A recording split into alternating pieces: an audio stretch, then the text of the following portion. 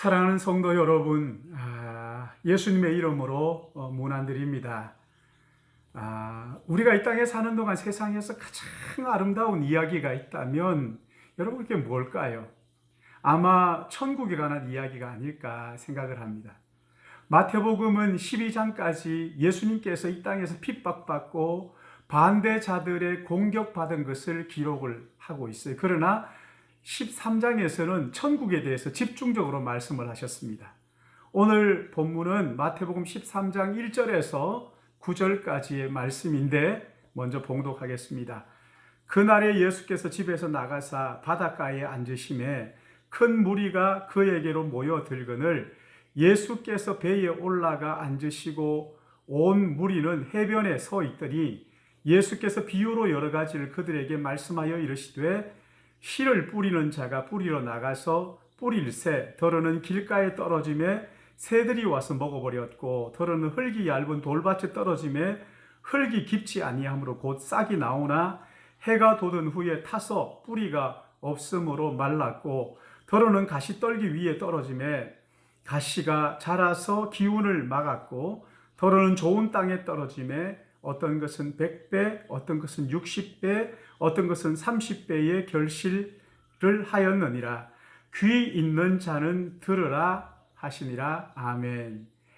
마태복음 13장을 천국 대헌장이라고 부르기도 하는데 천국, 하나님의 나라, 하나님의 나라는 믿는 자라면 누구나 항상 가슴에 품고 사모하며 살아야 하는 것입니다. 그래서 주님은 제자들에게 기도를 가르쳐 주시면서 너희는 이렇게 기도하라 말씀하시면서 하나님의 나라가 임하시오며 천국이 이 땅에 이루어지기를 구하라고 말씀하셨습니다. 너희는 먼저 그의 나라와 그의 의를 구하라 말씀을 하셨지요. 세례 요한도 이 땅에서 했던 첫 번째 메시지가 회개하라 천국이 가까웠다 하는 것이었고 예수님의 첫 번째 메시지도 회개하라 천국이 가까웠다 하는 것이었습니다. 하나님의 나라, 천국을 사모하며 살라는 것이지요. 그런데 우리는 일상생활에 묻혀서 살다 보면 천국을 까맣게 잊고 살아요. 대부분의 세상 사람들은 천국을 생각하고 사모하는 것이 아니라 죽음에 대한 두려움과 공포로 불안한 마음을 가지고 살고 있어요. 죽음 후를 모르기 때문에 죽는 것을 불행이라고 생각하면서 죽지 않으려고, 끝까지 죽지 않으려고 그렇게 아득바득 살고 있잖아요.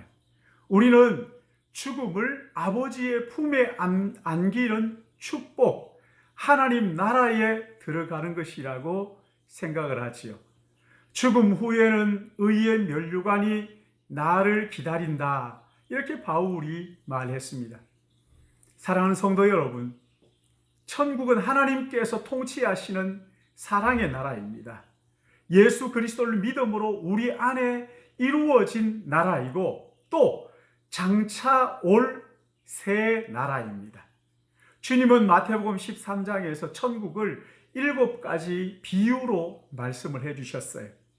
비유로 말씀하신 이유는 세상의 어떤 말로도 천국을 다 표현할 수 없기 때문에 비유로 말씀하신 거예요.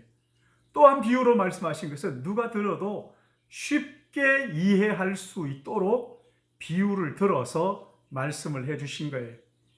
7가지로 천국을 비유 삼아 말씀하셨는데 씨 뿌리는 비유, 또 가라지 비유, 겨자씨 비유, 누룩 비유, 감추인 보화 비유, 진주 비유, 그물 비유, 그렇게 7가지 가지고 진주 비유, 이렇게 7가지를 가지고 비유로 천국을 말씀하셨는데 농사 일을 가지고 3가지를 말씀하셨고 장사를 가지고 2가지, 그리고 물고기 잡는 것을 가지고 1가지, 이렇게 7가지로 비유를 드셔서 천국 하나님의 나라를 말씀을 하셨어요.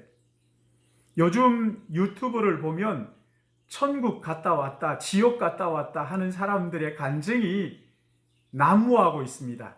글쎄요, 바울은 천국을 보고 와서 무익하나마 부득불 자랑하노니, 이 무익하다고 말하면서 부득불 내가 이 이야기를 해야 되겠다 하면서 가히 이러지 못할 말이로다. 천국을 우리말로 설명할 수 있다. 여러분, 그것은 이미 천국이 아니에요. 천국은 예수 그리스도 자신이에요. 그래서 예수 믿는 자가 천국을 소유한 사람이고, 예수 그리스도 안에서 천국을 소유한 사람들은 사람들이 말하는 천국에 결코 현혹되지 않는 거예요. 천국은 우리말로 다 설명할 수 없는 신비한 곳이고, 또 우리말로는 도저히 담을 수 없는 하나님이 통치하시는 나라란 말이에요.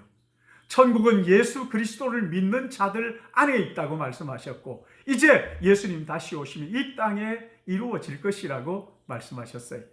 주님은 천국을 농사 짓는 일과 장사하는 일과 물고기 잡는 비유로 말씀을 해 주셨죠.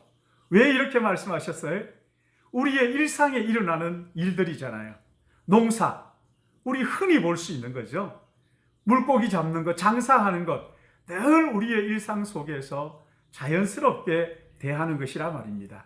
그러니까 하나님의 나라, 비유를 들어서 말씀하신 이유는 이 일상 속에서, 자연 현상 속에서 날마다 하나님 나라를 발견하고 그 하나님 나라를 사모하며 살라고 비유로 우리에게 말씀을 해주신 것이지요.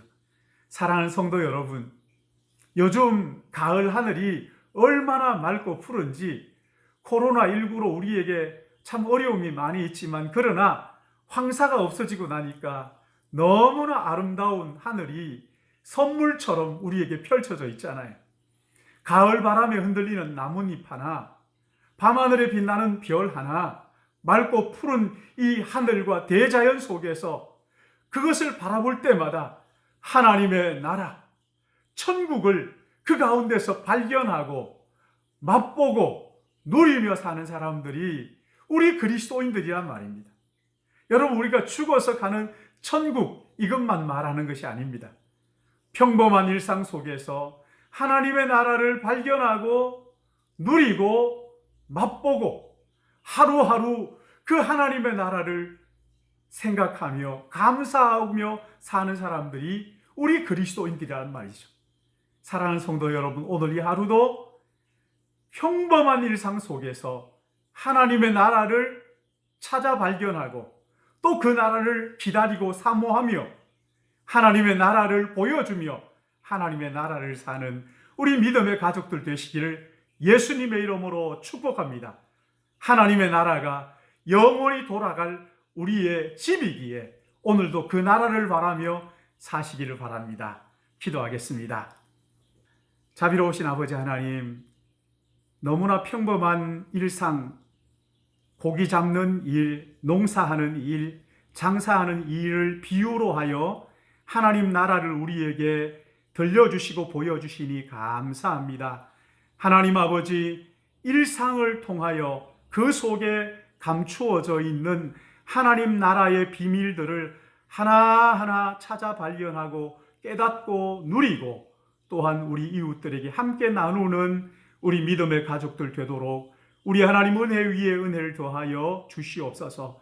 주님, 바라기는 우리 믿음의 가족들 가운데 특별히 마음이 힘들고 어려운 가운데 있는 가족들이 있습니까?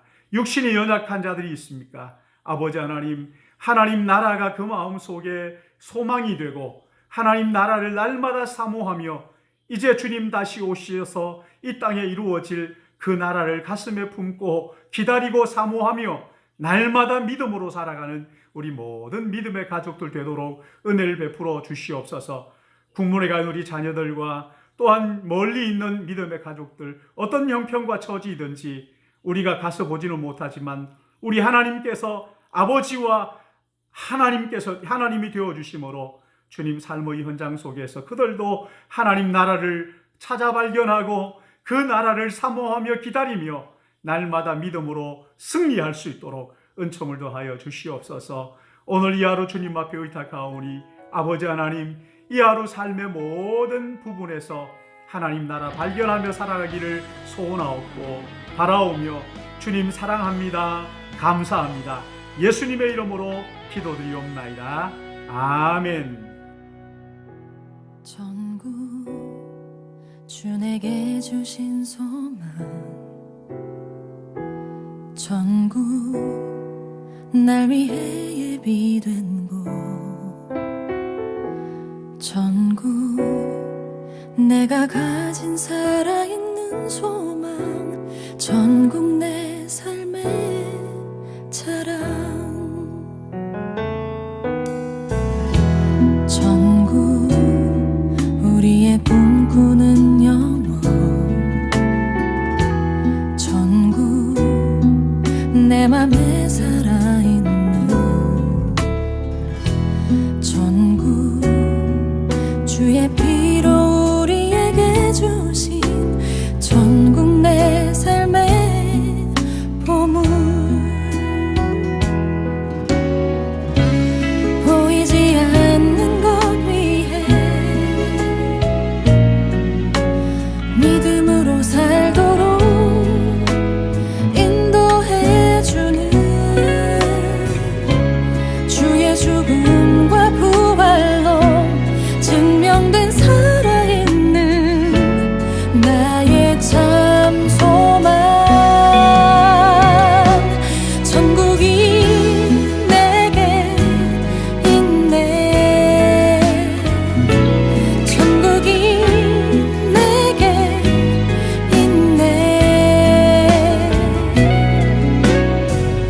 주 우릴 기다리시는 나 영원히 거할 그곳, 전국이 내게 있네. 전국 우린 외쳐야만 해,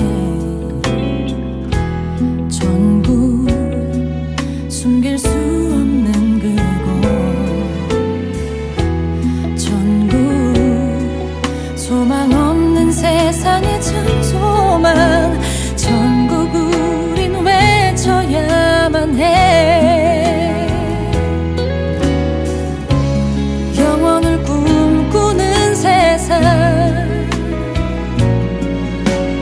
어디로 가는지도 모르는 그들, 세상 모든 이들의 갈망의 답이 돼